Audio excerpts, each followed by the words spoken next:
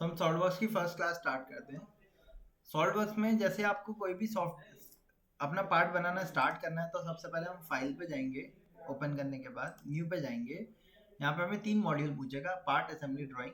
हम conventional approach को study कर रहे हैं, तो उसके लिए हम पहले पार्ट पे जाते हैं, पार्ट बनाएंगे। तो पार्ट पे सेलेक्ट करने के बाद हमने ओके किया। जैसे हम ओके करेंगे तो हमें इसका इंटरफेस कुछ इस टाइप से देखने को मिलेगा, जिसमें ये जो सेंटर वाला एलिमेंट है ये हमारा वर्क स्पेस है, जिसमें हमारी ड्राइंग या कोई भी मॉडल, कोई भी एलिमेंट हम कंस्ट्रक्ट करेंगे। ऊपर हमारे टूल्स हैं जिनका यूज करेंगे। साइड में लेफ्ट हैंड साइड में हमें क्या मिलेगा, अपना डिजाइन ट्री मिलेगा। यहाँ पे आप इसके ऊपर जाएंगे, माउस को थोड़ी देर रखेंगे तो आप देख सकते हो इस पे लिख के आ रहा है फीचर मैनेजर डिजाइन ट्री। ये क्या है, जैसे हमारे गेम्स में सेव पॉइंट होते हैं उसी तरीके से जो भी मॉडलिंग सॉफ्टवेयर होते हैं आपके, चाहे वो कैटिया की बात करें, चाहे एनएक्स की बात करें, चाहे क्रियो की बात करें, चाहे सॉलिडवर्क्स की बात करें, ये हमारे क्या करते हैं, एक डिजाइन ट्री अप्रोच को फॉलो करते हैं, जो कि ऑटोकैड नहीं करता। डिजाइन ट्री से बहुत ज्यादा एडवांटेज देखने को मिलती है अगर हमें फ्यूचर में कंपोनेंट्स को एडिट करना हो। इसी की वजह से हमारे जो प्रोडक्ट्स होते हैं वो पीएलएम सॉफ्टवेयर की कैटेगरी में फॉल करते हैं, यानी कि प्रोडक्ट लाइफ साइकिल मैनेजमेंट। सो डिजाइन ट्री के अंदर सारे पैरामीटर की इंफॉर्मेशन होने वाली है हमारे कंपोनेंट के रिगार्डिंग। इसी के बाद सेकंड वाला जो इसमें आप देखोगे तो ये क्या लिखा हुआ है, प्रॉपर्टी मैनेजर। ये क्या करेगा, प्रॉपर्टीज दिखाएगा। कोई भी टूल आप लगा रहे हो, कोई भी फीचर लगा रहे हो, उसकी प्रॉपर्टीज कौन दिखाएगा, प्रॉपर्टी मैनेजर। उसको एज अ फीचर कौन रखेगा, डिजाइन फीचर मैनेजर। जब वो उसको जो भी आप कंपोनेंट ऐड करोगे, कोई भी एलिमेंट डालोगे, कोई भी टूल यूज करोगे, तो उसको as a feature design tree manager के अंदर शो होगा। और उसकी प्रॉपर्टीज कौन शो करेगा, प्रॉपर्टी मैनेजर शो करेगा। ठीक है। अब यहाँ पे हमने अपना स्केच तैयार करना है। हम पहले 2D, आज की क्लास में 2D से स्टार्ट करेंगे। पहले 2D क्रिएट करेंगे, उसके बाद धीरे धीरे 3D में मूव ऑन होंगे। सो 2D क्रिएट करने के लिए हमें सबसे पहले क्या करना होगा, एक प्लेन को सिलेक्ट करना होगा जिस प्लेन पे आप काम करना चाहते हो। ठीक है। 3 प्लेन हमें यहाँ पे बाय डिफॉल्ट मिल रहे हैं, फ्रंट, टॉप और राइट। फ्रंट प्लेन आपका कौन सा प्लेन है, आप देख सकते हो एक्स वाई प्लेन आपका फ्रंट प्लेन होगा। टॉप प्लेन कौन सा है, एक्स जेड प्लेन आपका टॉप प्लेन होगा। और राइट प्लेन कौन सा है, वाई जेड प्लेन जो है वो आपका राइट प्लेन है। तो आपको 3 प्लेन दिए जाते हैं। कोई भी 2D काम करना है तो एक 2D प्लेन हमारे पास होना चाहिए। बाय डिफॉल्ट हमें ये 3 प्लेन दिए जाते हैं, लेकिन जब हम कंपोनेंट्स वगैरह डिजाइन करेंगे तो इसके अलावा भी हम अपने डेटम प्लेन्स क्रिएट कर सकते हैं। बट अभी के लिए हमें एक प्लेन को सेलेक्ट करना होगा जिसमें हम काम करना चाहते हैं। तो प्लेन हम यहाँ से सेलेक्ट कर सकते हैं जिस पे भी काम करना है। तो प्लेन को सेलेक्ट करके आपको क्या करना होगा, जिस प्लेन पे आप काम करना चाहते हो उस प्लेन को राइट क्लिक करना होगा आपको सेलेक्ट करके। और राइट क्लिक करके यहाँ पे जाना होगा स्केच टूल पे, दिख रहा है स्केच।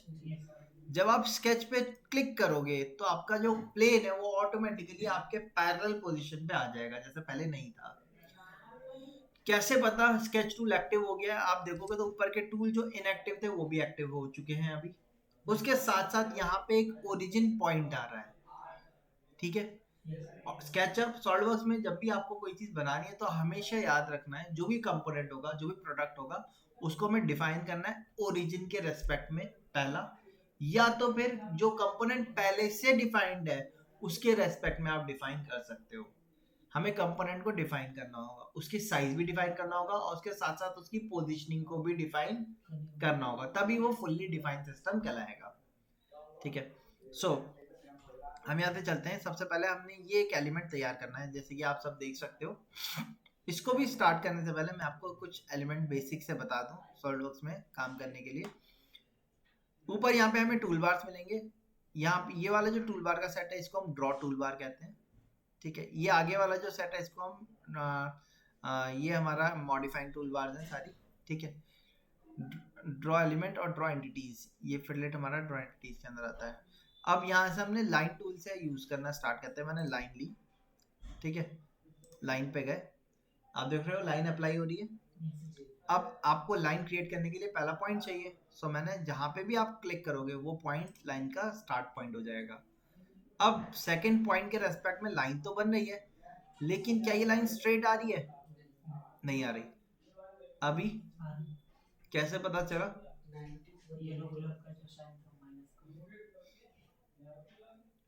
हाँ, एक मिनट। हाँ जी। सो आप जैसे देख सकते हो लाइन स्ट्रेट आ रही है तो इसमें ऑर्थो तो नहीं होता, लेकिन ये अपने आप आपको डिफाइन करेगा। आप खुद देख के समझ सकते हो कि कब लाइन स्ट्रेट हो रही है और कब नहीं हो रही।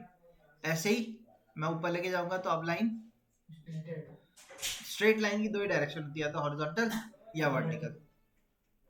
अब मैंने एक लाइन हॉरिजॉन्टल बना दी, एस्केप कर दिया, कमांड से बाहर आ गए, वापस से लाइन पे गए, फर्स्ट पॉइंट दिया, सेकंड पॉइंट दिया, देखिए लाइन बन रही है। अब मैंने लाइन कैसी बना दी, वर्टिकल, ठीक है। अच्छा, जब बाय डिफॉल्ट आप स्केचअप और सॉलिडवर्क्स ऑन करोगे तो ये इस तरीके से आपको दिखाएगा लाइन जब बनेगी।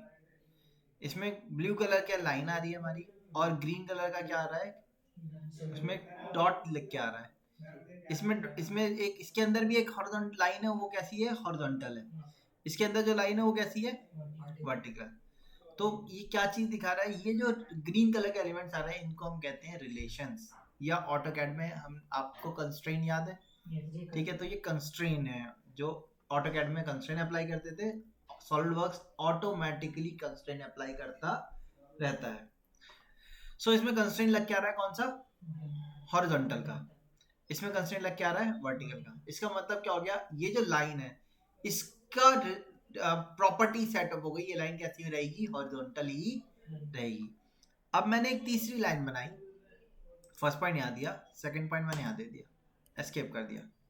अब ये जो लाइन है क्या ये हॉरिजॉन्टल है, क्या ये वर्टिकल है, नहीं।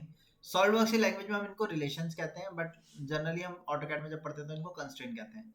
तो इस पे अभी रिलेशन या कंस्ट्रेंट कोई नहीं लगा हुआ, इसी वजह से ये लाइन को जब मैं मूव करूंगा, जैसे ये हॉरिजॉन्टल लाइन है, मैं इसको मूव कर रहा हूँ, एंड पॉइंट से पकड़ के मैंने लेफ्ट क्लिक से माउस को मूव किया, लाइन मूव हो रही है या नहीं हो रही, साइज छोटा और बड़ा हो रहा है या नहीं हो रहा, क्योंकि ना तो इसकी पोजीशन फिक्स है ना इसका साइज फिक्स है, इसलिए दोनों चीज चेंज हो सकती है। लेकिन इसकी क्या चीज फिक्स है, इसकी प्रॉपर्टी फिक्स है कि ये लाइन कैसी रहेगी, आगे आ जाएगी, हॉरिजॉन्टल रहेगी। ये लाइन, इसकी प्रॉपर्टी क्या सेट हुई हुई है, ये लाइन की प्रॉपर्टी क्या लगी हुई है, वर्टिकल, तो ये वर्टिकल ही रहेगी। लेकिन ये जो थर्ड लाइन है इसकी कोई प्रॉपर्टी लगी है, क्योंकि इसमें कोई प्रॉपर्टी नहीं लगी हुई, तो अगर मैं इसको मूव करता हूं पॉइंट से, क्या हो रहा है बताओ, ये मूव करेगा, डायमेंशन चेंज नहीं होगी, सब कुछ चेंज हो रहा है। डायमेंशन तो तीनों की बदलेगी, पोजीशन भी तीनों की बदलेगी, लेकिन इनकी ओरिएंटेशन नहीं बदल सकती, इसकी ओरिएंटेशन सेट नहीं है तो बदल सकती है। ये समझ में आया।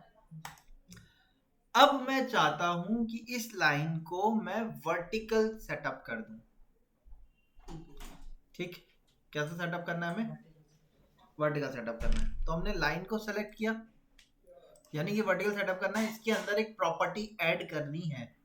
तो प्रॉपर्टी कैसे ऐड करेंगे, सिंपल सा टास्क है, आपने ऑब्जेक्ट को सेलेक्ट करना है। जैसे ही आप ऑब्जेक्ट सेलेक्ट करोगे डिजाइन ट्री से आपका मॉड्यूल चेंज हो जाएगा, किसमें, प्रॉपर्टी मैनेजर में। देखिएगा मैंने सेलेक्ट किया, देखो यहाँ से शिफ्ट हुआ प्रॉपर्टी मैनेजर में, यहाँ पे क्या लिख के आ रहा है पढ़ो, अभी कोई रिलेशन इसमें लगी है, कोई है ही नहीं तो क्या लगेगी। अच्छा मैं दूसरे को सेलेक्ट करता हूँ, इसको, हाँ सर कल मैं आपके टेबल पे कोई अपने पेन ड्राइव, तो जैसे कि मैं बता रहा था, मैंने इस ऑब्जेक्ट को सिलेक्ट किया, तो यहाँ से प्रॉपर्टीज में एग्जिस्टिंग रिलेशन में क्या दिखा रहा है कि वो हॉरिजॉन्टल है। इसको मैं सेलेक्ट करता हूँ, इसको क्या दिखा रहा है, जीरो, मतलब जीरो, फर्स्ट रिलेशन ये लगी हुई है, सेकंड ये लगी हुई है, जीरो से नंबरिंग स्टार्ट कर रहा है। इसको मैंने सेलेक्ट किया, इसमें क्या दिखा रहा है, कुछ भी नहीं है। मुझे इसको करना है वर्टिकल, तो मुझे एक रिलेशन ऐड करनी है। तो जो प्रॉपर्टी मैनेजर है इसमें एग्जिस्टिंग रिलेशन तो कुछ नहीं है, नीचे आप देखोगे यहाँ लिखा हुआ है ऐड रिलेशन। ऐड रिलेशन, एक लाइन मैंने सेलेक्ट करी, खाली सिंगल लाइन, एक सिंगल लाइन के बीच में क्या रिलेशन हो सकती है, एक सिंगल लाइन क्या हो सकती है, या तो वर्टिकल हो सकती है या हॉरिजॉन्टल हो सकती है, या तीसरा पॉइंट एफेक्स हो सकती है। मैंने क्या कर दिया, इसको वर्टिकल, देखो 1 2 3 रिलेशन लग गई, इस वाले को वर्टिकल 1 दिया, इस वाले को नाम क्या दिया वर्टिकल टू। इस तरीके से हम रिलेशन ऐड कर सकते हैं। और अगर किसी में रिलेशन ऐड हुई भी आ रही है तो उसको क्या कर सकते हैं हम, डिलीट भी कर सकते हैं। अब मैं Select करने के बाद बिना सेलेक्ट करे प्रॉपर्टी तो नहीं दिखाएगा ना, बिना सेलेक्ट करे तो प्रॉपर्टी दिखाएगा नहीं। हमने सेलेक्ट किया, अब इसमें आप वापस से चाहो तो ऐड ऑन कर सकते हो कोई रिलेशन। चलिए, सो इस तरीके से हम रिलेशन ऐड भी कर सकते हैं और डिलीट भी कर सकते हैं। अब मैंने वापस से लाइन ली, ठीक, एक दूसरी लाइन ले ली। मैं चाहता हूं ये दोनों लाइनें आपस में परपेंडिकुलर हो जाए। अब परपेंडिकुलर सिंगल लाइन की रिलेशन नहीं हो सकती, इसमें दोनों को सेलेक्ट करना होगा। अब सॉफ्टवेयर जो हम यूज कर रहे हैं वो कौन सा है, सॉलिड वर्क्स है, ऑटोकैड तो नहीं है। ऑटोकैड में कंटिन्यूअस सिलेक्शन चलता है, लेकिन सॉलिड वर्क्स में ऐसा नहीं होता। तो कंटिन्यूअस सिलेक्शन करना है या तो कंट्रोल के साथ या शिफ्ट के साथ आपको सेलेक्ट करना होगा। मैंने सेलेक्ट कर लिया। सेलेक्ट करने के बाद अब दोनों के बीच में जो रिलेशन एग्जिस्टिंग है कुछ नहीं है अभी, लेकिन दो लाइनें हैं, दो लाइनों के बीच में क्या रिलेशन हो सकती है, दोनों हॉरिजॉन्टल हो सकती हैं, दोनों वर्टिकल हो सकती हैं, कोलिनियर हो सकती हैं, परपेंडिकुलर हो सकती हैं, पैरेलल हो सकती हैं, इक्वल हो सकती हैं, ये फिक्स हो सकती है। हमें क्या करना है, रिलेशन क्या लगानी है, पैरेलल, परपेंडिकुलर कर दिया मैंने, हो गया परपेंडिकुलर। अब मैंने इस लाइन को सेलेक्ट किया, मैंने सिंगल लाइन को सेलेक्ट करके इसकी रिलेशन दे दी क्या, वर्टिकल। इसको मैंने वर्टिकल किया, ये अपने आप क्या हो गई होगी, क्यों,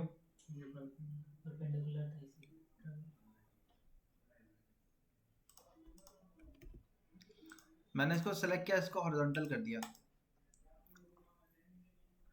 तो इस तरीके से हम मल्टीपल एलिमेंट्स के बीच में रिलेशंस या कंस्ट्रेंट अप्लाई कर सकते हैं। अभी कलर क्या है हमारी ड्राइंग का, ग्रीन है। ड्राइंग का कलर क्या है, ब्लू है। सॉलिड वर्क्स में आपको 4 कलर देखने को मिलेंगे। जब हम ड्राइंग बनाएंगे तो वो इनिशियली ब्लू कलर से बनेगी, जो उसके रिलेशन है वो ग्रीन कलर से आएंगी। लेकिन जब मैं इसको डिफाइन करना स्टार्ट करूंगा तो ये हो सकता है ये ब्लैक कलर में कन्वर्ट होना स्टार्ट होगी। हमारा मेन मोटिव ये होता है कि अपनी ड्राइंग को कंप्लीट ब्लैक में कन्वर्ट करें। ब्लैक कलर का मतलब होता है फुल्ली डिफाइंड सिस्टम। जैसे आप नीचे देखोगे तो यहाँ पे क्या लिखा है, अंडर डिफाइन, मतलब अभी इसमें कुछ चीजें रह गई हैं डिफाइन करने से। क्या, इनका साइज नहीं दिया हुआ, इनकी पोजीशन नहीं है डिफाइन। जब वो डिफाइन हो जाएंगी तो ये क्या हो जाएगा, फुल्ली डिफाइंड सिस्टम कहलाएगा। ठीक, हमें करना क्या है, फुल्ली डिफाइंड सिस्टम बनाना है। अब तो फुल्ली डिफाइन हो जाएगा तो ब्लैक कलर में कन्वर्ट हो जाएगा। जब हम इसको डिफाइन करना स्टार्ट करेंगे तो हो सकता है कई बार एक येलो कलर की फिगर आ जाए। येलो कलर का मतलब होता है ओवर डिफाइंड, ठीक है। एक इसमें एक कलर और देखने को मिलेगा, रेड। वो रेड कलर का मतलब होता है नॉट पॉसिबल सॉल्यूशन, ठीक है। अब ध्यान से देखिएगा, मैं इनको डिलीट करता हूं। मैंने लाइन ली, अब हॉरिजॉन्टल लाइन बना रहा हूं मैं। फर्स्ट पॉइंट मैंने यहाँ दिया, सेकंड पॉइंट मैंने यहाँ दे दिया, हॉरिजॉन्टल लाइन आ गई। सेकंड पॉइंट मैंने इससे उठा के ऊपर ले गया, थर्ड पॉइंट इसको इस पर अटैच कर दिया। देखो शेप आ गया हमारा। अब मुझे आप ये बताओगे इसमें जो ड्राइंग बन रही है कितनी लाइन से मिलके बन रही है, 3। तीनों का कलर क्या है, तीनों का ब्लू है, थोड़ा सा ब्लैक है। हॉरिजॉन्टल जो है वो ब्लैक कलर की है, ब्लैक है, बाकी दोनों ब्लू हैं। ब्लैक कलर का मतलब अभी मैंने इसकी पोजीशन डिफाइन करी है क्या, साइज डिफाइन है, नहीं साइज डिफाइन है। ये ब्लैक क्यों हो गई लाइन, पोजीशन कैसे डिफाइन करी हमने, ओरिजिन से पास हो रही है हॉरिजॉन्टल लाइन, डिफाइन। ओरिजिन से तो येलो लाइन भी पास हो रही है हमारी, लेकिन ये डिफाइन नहीं हुई। ये ओरिजिन से पास हो रही हॉरिजॉन्टल लाइन है, तो हॉरिजॉन्टल लाइन की पोजीशन यही हो सकती है। हाँ, लेफ्ट की जगह राइट हो सकती है, राइट की जगह लेफ्ट हो सकती है, लेकिन रहेगी तो यही। इसको मैं ऊपर नीचे मूव नहीं कर सकता अभी, क्योंकि ओरिजिन से पास हो रही है हॉरिजॉन्टल लाइन। सेम मैनर में सेम मैनर में मैंने एक और लाइन ली, ओरिजिन से पास होती हुई कैसी लाइन है ये, वर्टिकल। अब मैं इसको उठा के कहीं मूव नहीं कर सकता, इसको मूव कर रहा हूँ यानी कि ओरिजिन मूव कर रहा हूँ, जो कि नहीं हो सकता। ऑटोकैड में ओरिजिन में मूव हो जाता है, यहाँ नहीं होगा। ठीक है, क्लियर है ये चीज? अच्छा, अब मुझे एक ट्रायंगल को डिफाइन करना है। ट्रायंगल को डिफाइन करने के लिए कितनी चीजों की जरूरत होती है मिनिमम?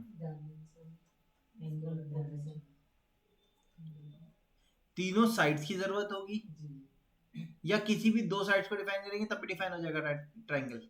दो साइड्स करने के लिए हो जाएगा। क्यों? क्योंकि ये राइट एंगल ट्रायंगल है, राइट एंगल ट्रायंगल है। डिफाइन करने के लिए हम इसका यूज करेंगे। ऑटोकैड में बहुत सारे डायमेंशन हैं, इसमें सिर्फ एक ही डायमेंशन है, स्मार्ट डायमेंशन। स्मार्ट क्यों कह रहे हैं?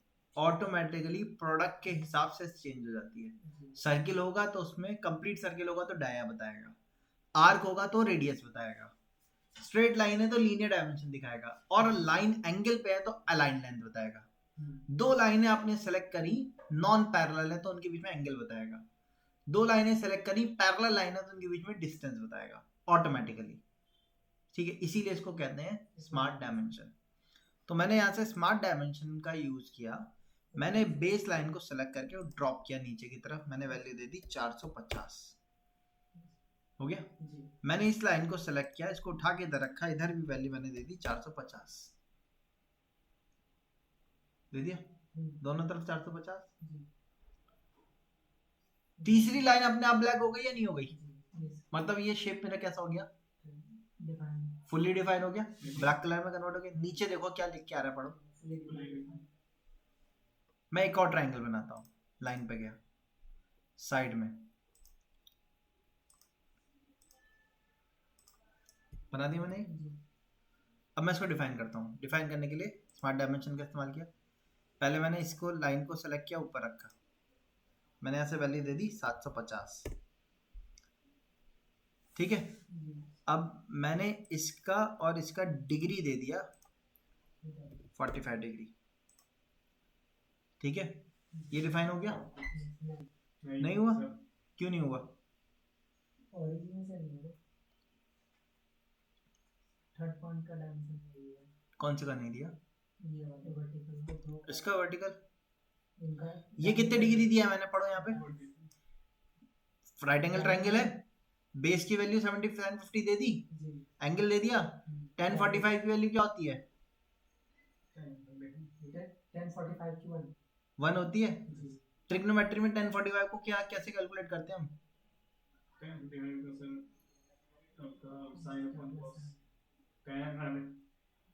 P अपॉन B होता है ना? तो P कितना है नहीं पता, B कितना है नहीं पता। 750, 750 बाई P बराबर 45, 1045 यानी कि 1। तो यानी कि जितना परपेंडिकुलर होगा उतना ही बेस होगा, जितना बेस है उतना ही परपेंडिकुलर भी होगा। तो जाहिर सी बात है ये डिफाइन हो गया या नहीं हुआ? फिर ट्रायंगल पूरा डिफाइन हो गया। राइट एंगल को डिफाइन करने के लिए कोई भी दो एलिमेंट डिफाइन करेंगे, अपने आप डिफाइन हो जाएगा, क्योंकि तीसरा एलिमेंट तो 90 डिग्री ही होगा। ट्रायंगल को 3 एलिमेंट से डिफाइन किया जा सकता है। अब एक एंगल डिफाइन कर दिया, दूसरा एंगल 90 डिग्री होगा ही होगा, तीसरा एंगल अपने आप आ जाएगा। एक लेंथ डिफाइन कर दी, उसके रेस्पेक्ट में बाकी दोनों लेंथ ड्राइव की जा सकती है ना? लेकिन फिर भी क्या कलर का आ रहा है? ब्लू आ रहा है। अब मुझे डिफाइन, हम जब हमारा टास्क क्या है, ड्राइंग को ब्लैक करना। अब जब मैं इसको ब्लैक करने के लिए डिफाइन करता हूं, मैंने इसको उठा के रखा, ये क्या दे रहा है?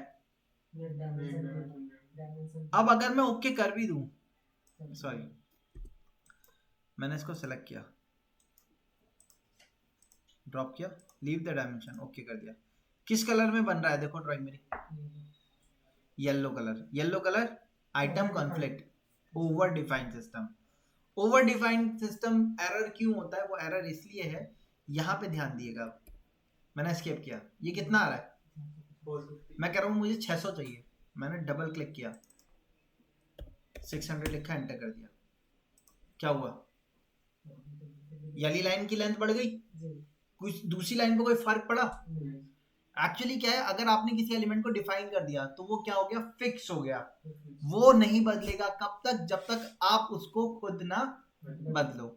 अब यहाँ पे मैंने इसको कहा भाई ये 750 का है, ये मैंने कहा 45 डिग्री का है, जी, तो tan थीटा के रेस्पेक्ट में ये भी 750 हो गया, जी, बट मैंने इसको अलग से डिफाइन कर दिया।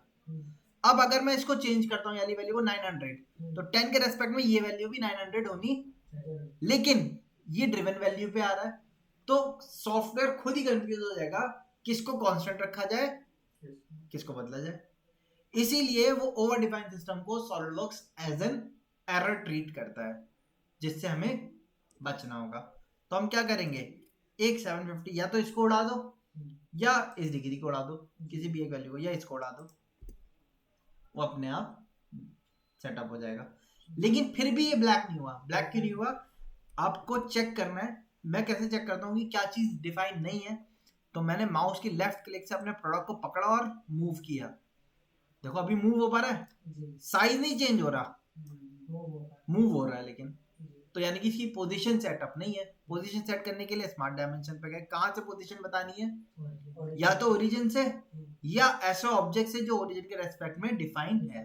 मैंने अभी ओरिजिन से बताया, मैंने सेंटर पॉइंट दिया, सेकंड पॉइंट मैंने इस पॉइंट पे दिया।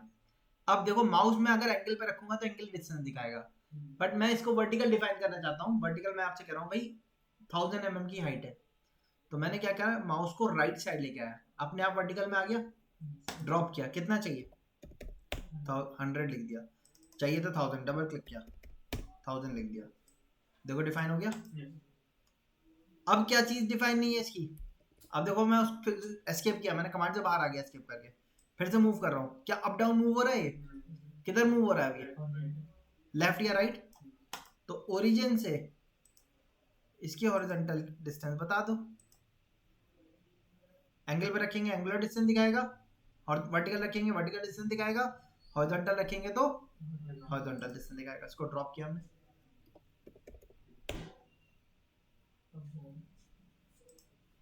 हो गया, कंप्लीट डिफाइन हो गया प्रोडक्ट हमारा, फुली डिफाइंड सिस्टम तैयार हो गया हमारा। अब आपको क्या करना है, जो मैंने ड्राइंग दी है आप खुद अपने आप सोचना, ठीक? नहीं बनेगी कल हम इसको डिस्कस करेंगे। हाँ 2D बनानी, ब्लैक करके लेके आना है पूरा, इतना ही बनाना है बस, नहीं बनेगा कल की क्लास में डिस्कस करेंगे।